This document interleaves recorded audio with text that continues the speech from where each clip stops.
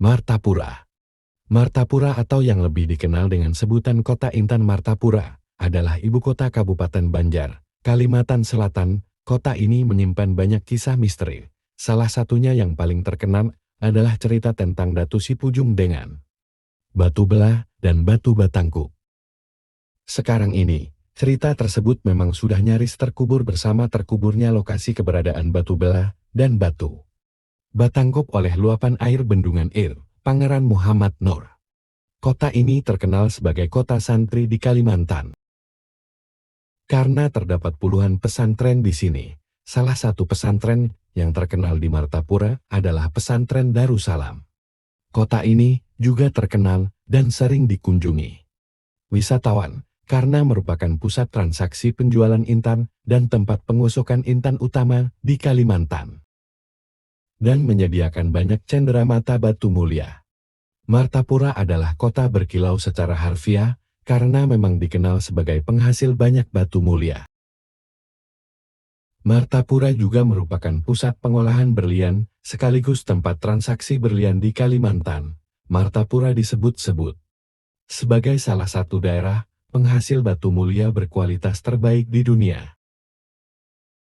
Bagi penggemar perhiasan dan aksesoris seperti kalung, gelang, cincin, bros, dan lainnya terutama yang terbuat dari berlian murni emas, perak, dan berbagai batu permata lain, maka Martapura adalah tempat yang tepat untuk berburu perhiasan tersebut. Kualitas perhiasan Martapura yang secara global diakui sebagai salah satu yang terbaik di dunia. Berlian dan batu mulia Martapura dapat dengan mudah ditemukan di pasar berlian dan perhiasan yang dikenal dengan nama Pasar Cahaya Bumi Selamat. Cerita lain yang tak kalah terkenalnya bagi orang Martapura, khususnya bagi generasi 30-50 tahun yang lalu, adalah legenda kesaktian Menteri Empat yang terdiri dari Geruntung Walun, Geruntung Manau, Pembelah Batun dan Penimba Sagara. Sama seperti nasib Batu Belah dan Batu Batangkup yang sudah terkubur, keberadaan makam para tokoh Menteri Empat sekarang ini juga sudah tidak terawat lagi, bahkan ada kecenderungan dibiarkan begitu saja hingga akhirnya punah. Semoga dugaan ini tidak menjadi kenyataan. Yang akan diceritakan berikut ini memang tidak ada hubungan dengan kedua legenda masyarakat Martapura tersebut. Namun, kisah ini menarik sekali untuk disimak. Peristiwa ini terjadi sekitar tahun 90-an. Ketika itu penulis masih remaja, penulis sangat gemar menonton film. Malam itu, kebetulan malam Minggu. Bersamaan itu gerimis turun rintik-rintik membasahi perjalanan. Dalam suasana gerimis, dari kejauhan penulis melihat seorang perempuan cantik membawa keranjang belanjaan. Dia berdiri di tepi jalan ujung jembatan Sipering. Dalam hati, penulis merasa kasihan dengan perempuan tersebut. Dini hari begini, rasanya tidak mungkin ada angkot yang lewat.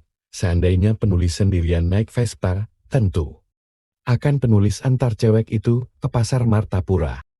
Ya, ia mungkin mau ke pasar Martapura. Anehnya, setelah kami sudah berada di ujung jembatan, perempuan tersebut tidak nampak lagi batang hidungnya. Dia seperti raib di telan bumi. Hal ini membuat bulu kuduk penulis langsung merinding. Penulis pun langsung pejamkan mata sambil memeluk sepupu yang pegang kemudi. Keesokan harinya, barulah penulis menceritakan penampakan perempuan cantik di pinggir jalan di ujung jembatan Sipering tersebut. Menurut Muhlis, salah seorang saudara sepupu penulis yang mempunyai banyak pengetahuan masalah gaib di kota Martapura, perempuan itu memang bukanlah manusia, dia adalah jelmaan makhluk halus. Muhlis bercerita, dahulu sering terjadi para supir yang disesatkan jalan di jembatan Sipering tersebut. Sopir merasa bahwa sungai yang ada di bawah jembatan tersebut adalah jalan raya, akibatnya tentu bisa dibayangkan, sopir terus melaju hingga akhirnya jatuh ke sungai di bawah jembatan Sipering.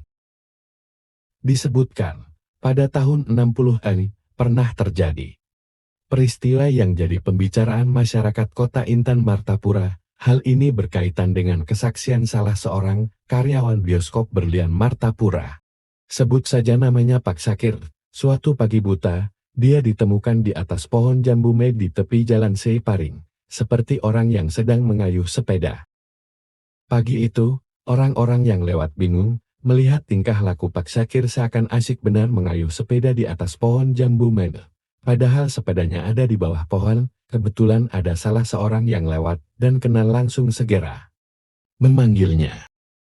Barulah Pak Syakir tersadar dan langsung turun dari pohon itu. Menurut ceritanya, Pak Syakir bertemu dengan seorang perempuan cantik di jembatan Seiparing. Dia, yang memang suka bermain dengan perempuan, lantas tergoda untuk mengajak ikut dengannya. Perempuan tersebut langsung ikut membonceng. Dalam perjalanan, mereka asyik mengobrol ke sana kemari. Sambil bersenda gurau dengan riangnya, Pak Syakir pun terus mengayuh sepedanya tanpa merasa lelah.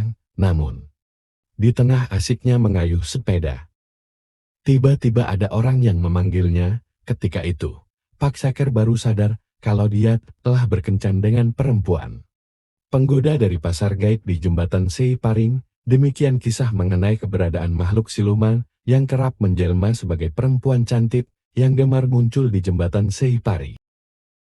Kesaksian lain menyebutkan bahwa di areal sungai ini memang terdapat apa yang disebut pasar gaib. Konon, kegiatan di pasar ini sama seperti pasar bangsa manusia. Ada transaksi jual beli barang. Nah lo, bagaimana mungkin semua ini terjadi? Itulah dunia gaib yang memang penuh dengan misteri.